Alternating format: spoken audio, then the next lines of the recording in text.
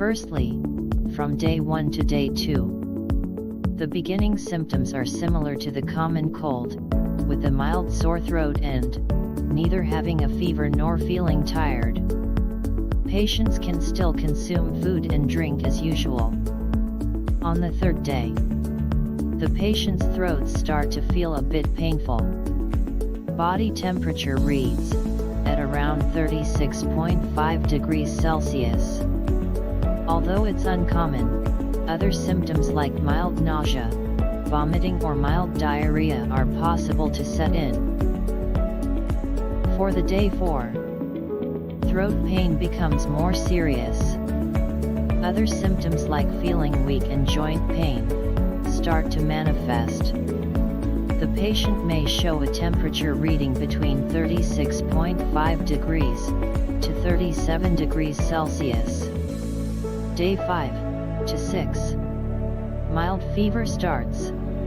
The patients show a temperature reading above 37.2 degrees Celsius.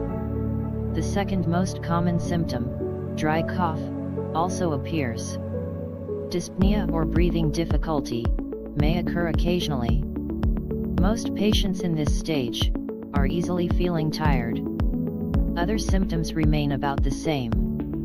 These 4 symptoms are among the top 5 key indications of COVID-19, according to the final report of the initial outbreak, conducted by the Joint Mission of China and WHO.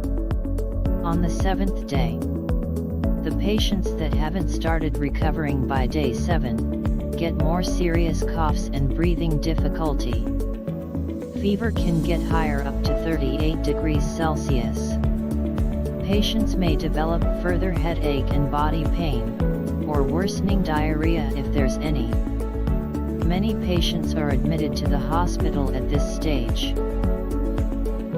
From day 8 to day 9. On the 8th day, the symptoms are likely to be worsened for the patient who has coexisting medical conditions. Severe shortness of breath becomes more frequent. Temperature reading goes well above 38 degrees. In one of the studies, day 9 is the average time when sepsis starts to affect 40% of the patients. We move to day 10 to 11.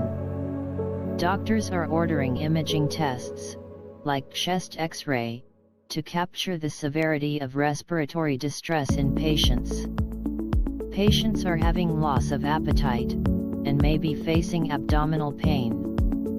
The condition also needs immediate treatment in ICU. From day 12 to 14. For the survivors, the symptoms can be well managed at this point.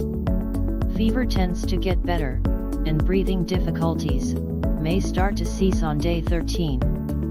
But some patients may still be affected by mild cough, even after hospital discharge. For day 15 to 16. Day 15 is the opposite condition for the rest of the minority patients. The fragile group must prepare for the possibility of acute cardiac injury or kidney injury. Next, for day 17 to 19. COVID-19 fatality cases happen at around day 18. Before the time, vulnerable patients may develop a secondary infection caused by a new pathogen in the lower respiratory tract. The severe condition may then lead to a blood coagulation and ischemia. Finally, from day 20 to 22, the surviving patients are recovered completely from the disease,